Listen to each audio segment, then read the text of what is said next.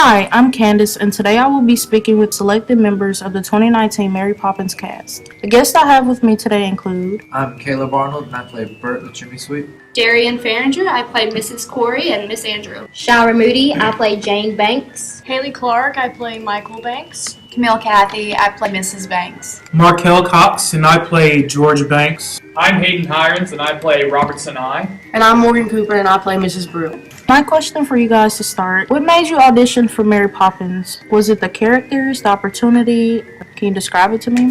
I decided to audition for Mary Poppins because I love performing, and any opportunity that I have to perform, I'm going to take, and I really love the cast and whatnot. I joined Mary Poppins. I auditioned for it because I've done it for the past 2 years, and I've grown such good relationships with the people, adults, and all the cast members. This is my last year being my senior year, and I've never done a musical before because I've had to work. So I actually got the courage to audition this year, and I got a good role, and I'm great friends with a bunch of the people in the cast. I decided to join because last year I was on stage crew, and that was The Wizard of Oz. So during that production, I was kind of inspired to pursue acting next year. So I decided to try it out, and it worked out. Can each of you tell me a description of your character? Chimney Sweep, he's kind of like, Jack of all trades. like a jack of all trades. He learns a bit of every trade. He's a lamplighter. He sweeps the chimneys, of course. He sweeps off the roads. He does all kinds of stuff. And he's a screever. He's a painter. And he's mostly just there to be a narrator and the friendly guy throughout the whole musical. Yeah. Since I'm double casted, I have two different roles. In the beginning scenes, you will see me as Mrs. Corey, who owns the talking shop that Mary Poppins spells supercalifragilisticexpialidocious with. And then in the second act, I am Miss Andrew, which is kind of like the anti-Mary Poppins. I am the mean nanny that the kids hate. Okay. And Jane Banks, she's really a brat.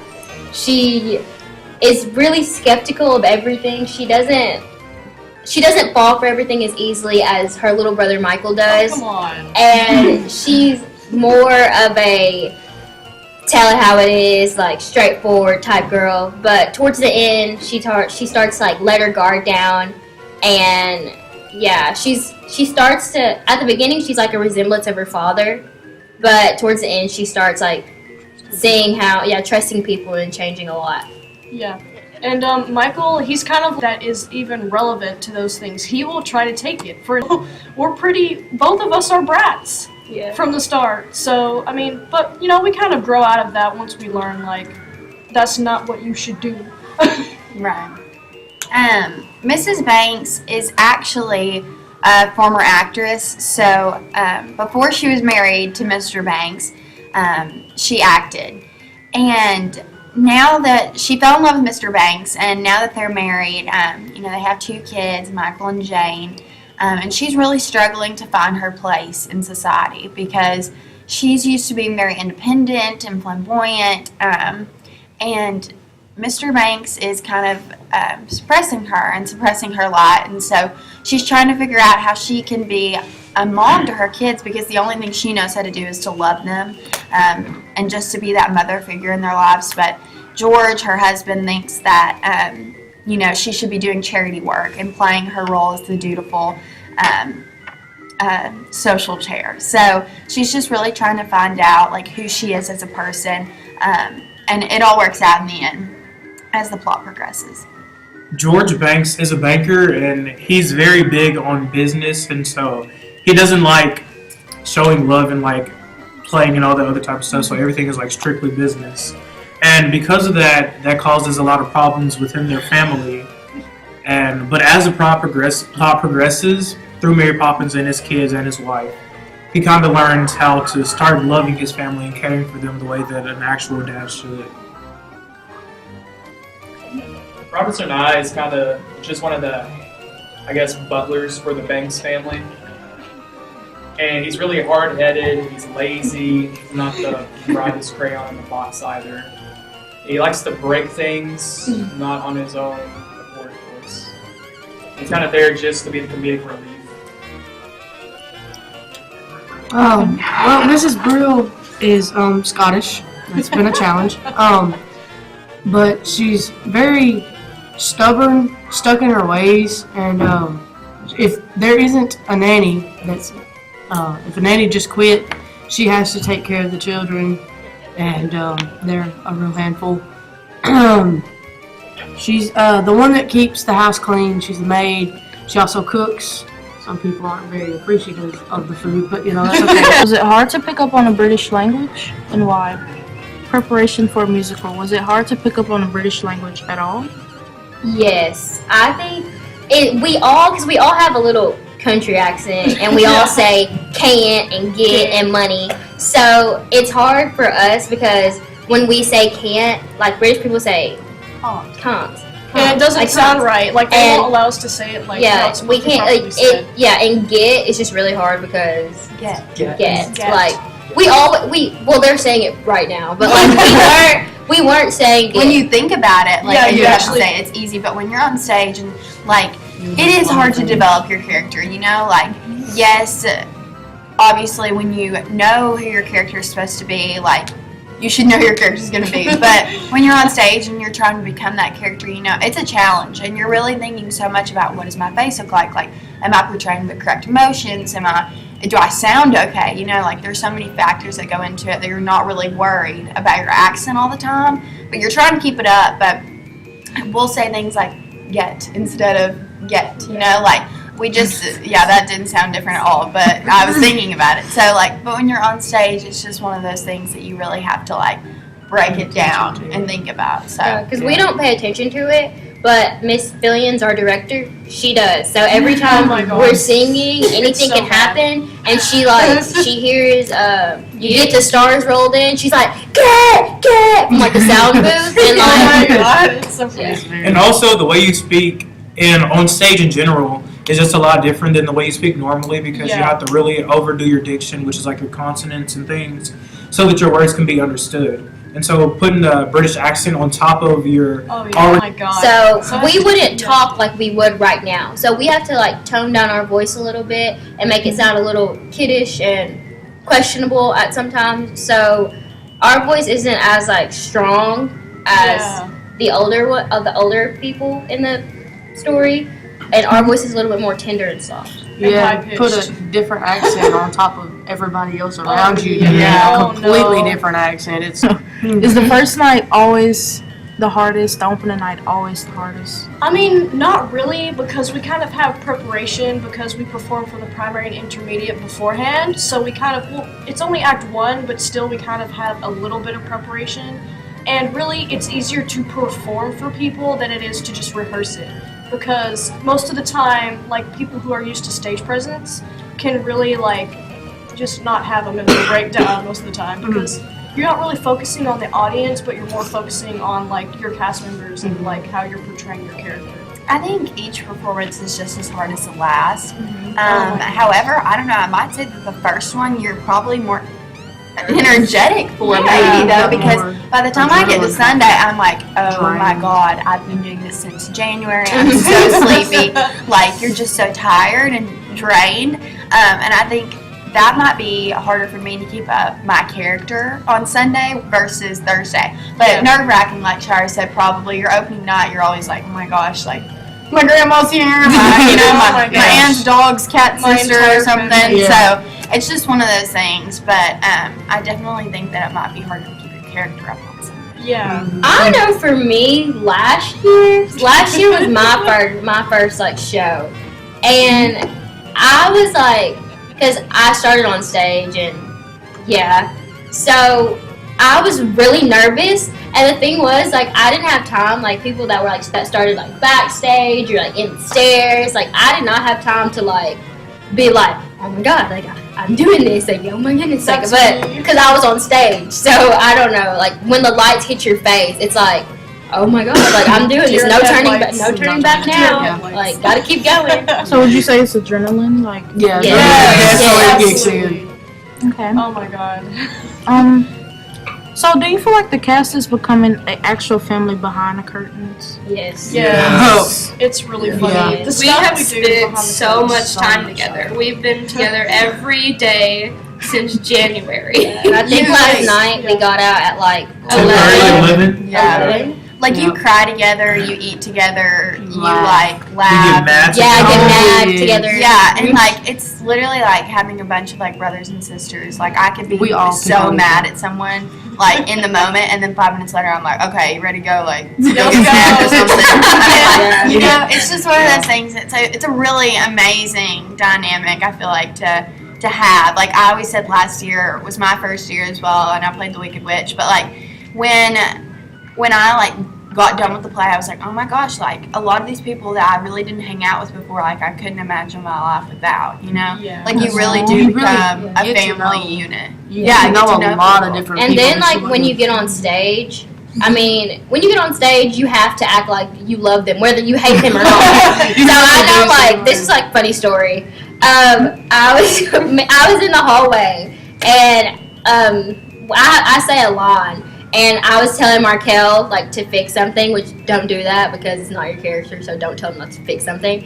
But I was like telling him to like fix something, but I did it with like such a snappy attitude, and we were both like snapping on each other, and then we went on stage and hugged each other, and I could smell all love it. Yeah, So yeah, it's like to the point that we can literally call Camille nasty and stinky, Yeah. and On it's just stage. hilarious. On stage, and it just be like one of those things. Like, yeah, okay. Wow. You guys call your mother that. I wonder what you call Miss Andrew. And also being in band and choir with like a lot of these kids, Oh, like oh my you gosh. really become a family.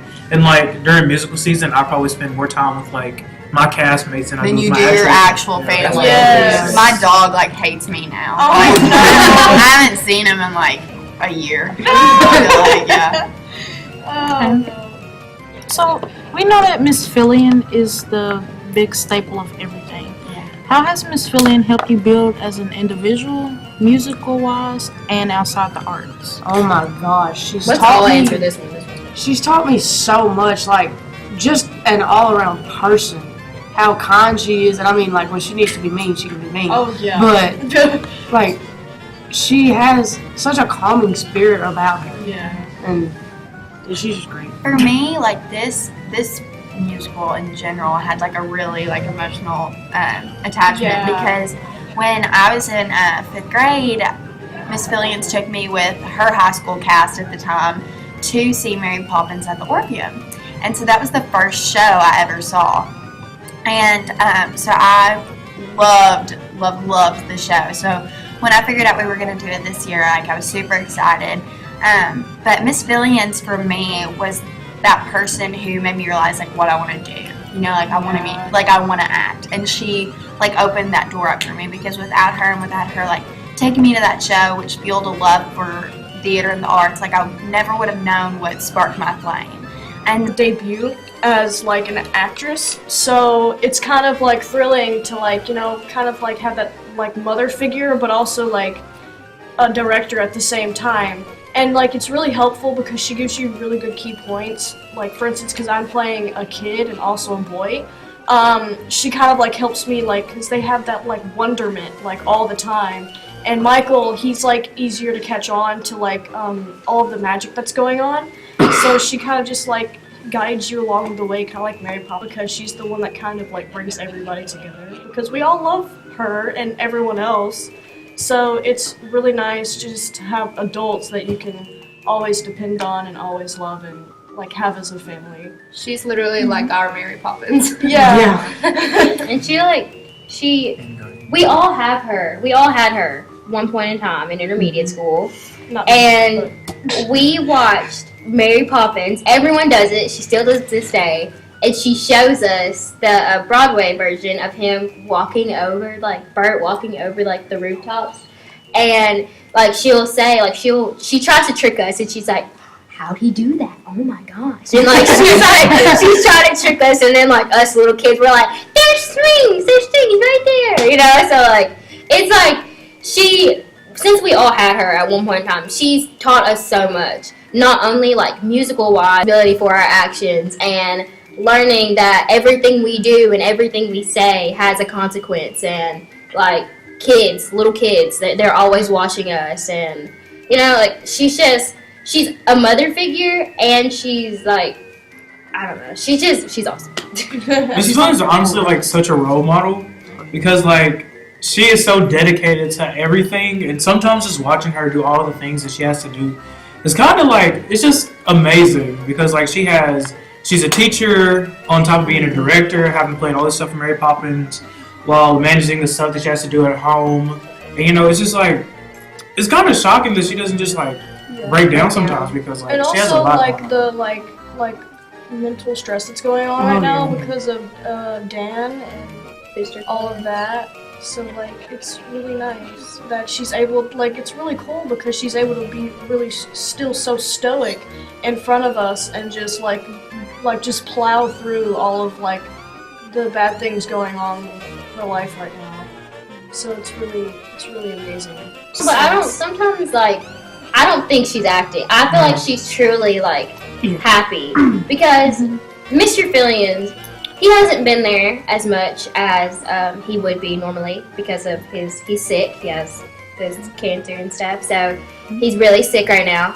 And so when he comes and he watches us, he absolutely loves it. He loves seeing us, and he loves like I know Miss Williams told us like a couple days ago that he said that we've grown so much because he's not there every day, so he doesn't get to see us grow like every practice. He only gets to see like every other week or so. So like he'll come and he'll see it like we'll be like stumbling over dance moves, and then when he comes back, we're nailing it and we're hitting it, and that makes him happy, which makes us happy, which makes her happy.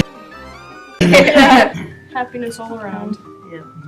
What are you most excited for this musical? Ooh, okay.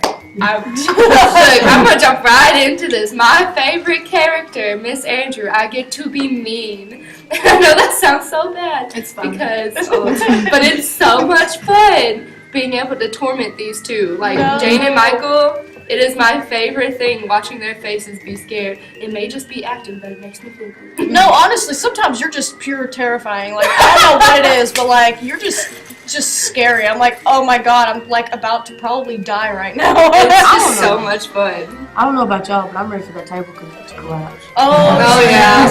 I get to break a whole kitchen. The whole kitchen. I'm most excited about like afterwards. Yeah. Oh, yeah. When we stand outside and we get to take all pictures the of people who kids. enjoyed the performance.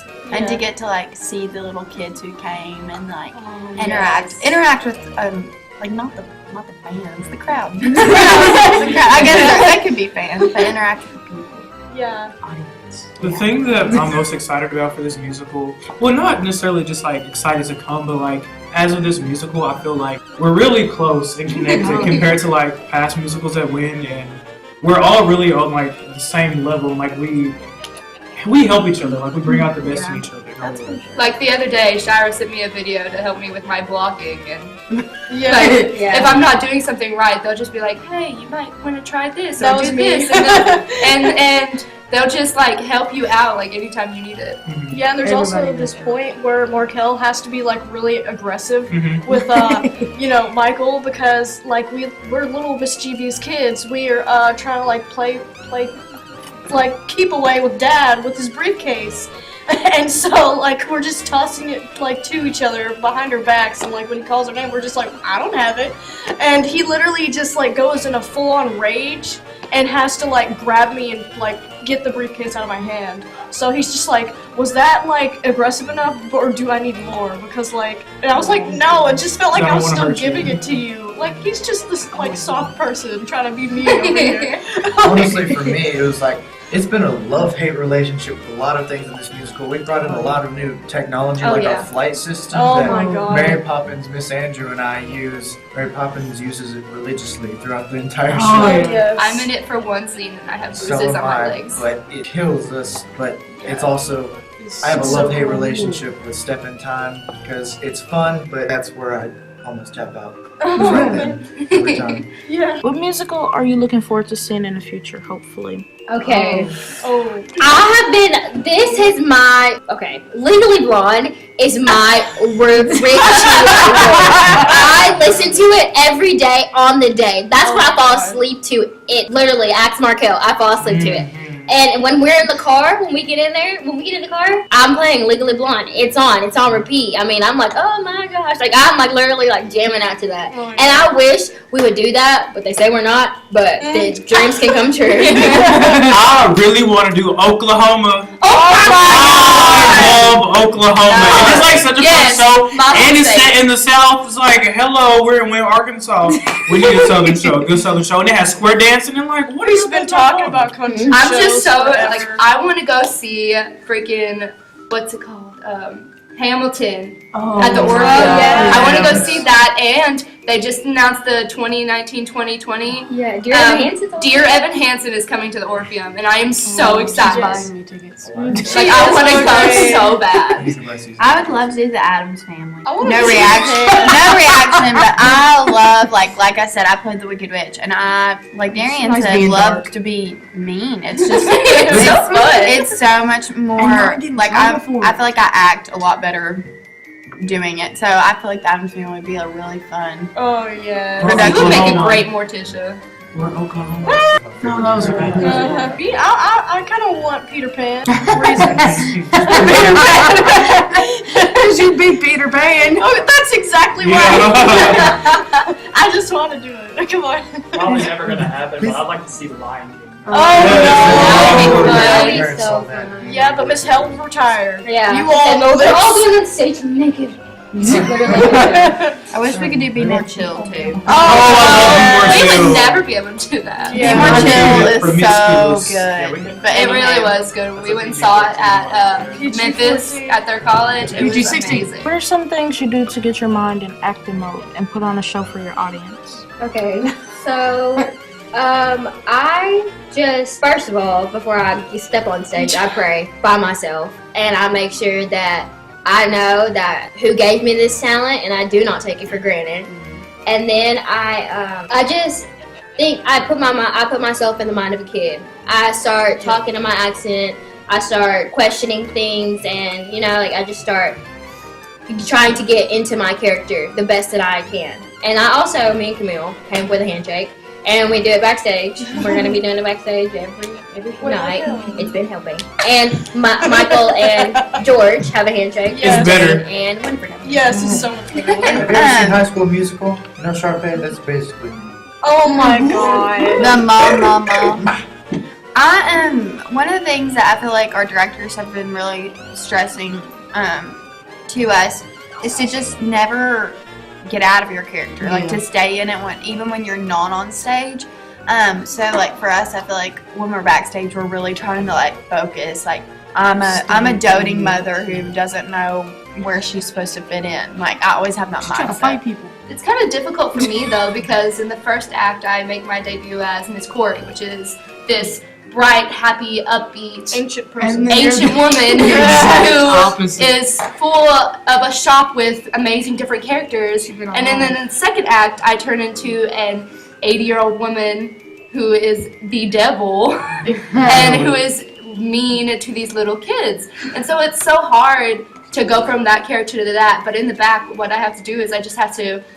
It helps a lot when you're in costume. Oh yes. Oh, yeah. When you're in costume, it helps so much. There's been such a difference from our regular rehearsals to our dress rehearsals. Yes. And so when I'm in my bright pink and fluffy feathers, I know that I am Miss Corey. And when I'm in all black and my veil on my face, I know I'm Miss Andrew. And that helps me get into my character. I think what I have to think about is like Brave and then like Shrek. Like I will constantly think about different Scottish accents as I'm backstage. Yes.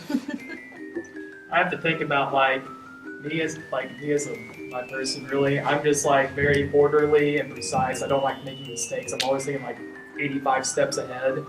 And then I gotta figure out how the heck I'm gonna go like -5 steps behind and be dumb as a rock and like I can't even spell mistake. So Oh my gosh, me. Okay, well, kind of like for me, what I do is I kind of try to look back on my childhood memories and kind of like take on from that like childish like feeling to like interpret into Michael. And so it's really funny because I used to be so like playful and just like a monkey and jumping around everywhere. So I was kind of like, yeah, maybe I can do that and just like find fun out of everything, absolutely everything. And it's just the greatest thing because it kind of helps you realize like what you don't remember anymore as a kid. Like that just like bright happiness and joy that you used to have, and you're just here with this nastiness of life. Can you pronounce the magical word that's associated with Mary Poppins? Supercalifragilisticexpialidocious. Can you tell me what it means for anyone that doesn't know or hasn't seen Mary Poppins? It can mean exactly what you want it to. I mean, like, okay, that is literally my question when we're on stage. I'm like, what does it mean anything? It's and then something to say when you don't know anything. like when I'm upset and I drop something. Supercalifragilisticexpialidocious. Or you're excited and you're so happy and you're just like supercalifragilisticexpialidocious. Like when George finds out that he's not actually getting fired, he gets really excited and he says supercalifragilisticexpialidocious. Or like mom asks you to like take the dog out. Supercalifragilisticexpialidocious. It's like that word that you say when like you have no words. It's like It's just a filler. Like if this person is making you upset and you're like, you know what, supercalifragilisticexpialidocious. Out my face. You didn't plan for a presentation the night before. Supercalifragilisticexpialidocious. There you go. There's If your you say it loud enough, there. you'll always sound precocious. Yes, and precocious means smart. Yeah. Is there anything else you would like for me or my listeners to know? Just come to the show. Yeah. Literally. We put so much hard work and effort into this show. I feel like this show I put more work in than The Wizard of Oz. Yes. But I mean, like Caleb said, with the new technology and all that stuff, it's gonna be great. And like I said earlier, we stay till 11, and it would make no sense to stay till 11 and no one was out there. We really do it for you. Yes, we do it for you. And also Also- ourselves. This is my fifth show being in a show. My fifth time being in a show. And out of all those, this has to be the best. And like it's the most well-rounded. Like the singing is amazing. The dancing is amazing. The acting's plot's amazing.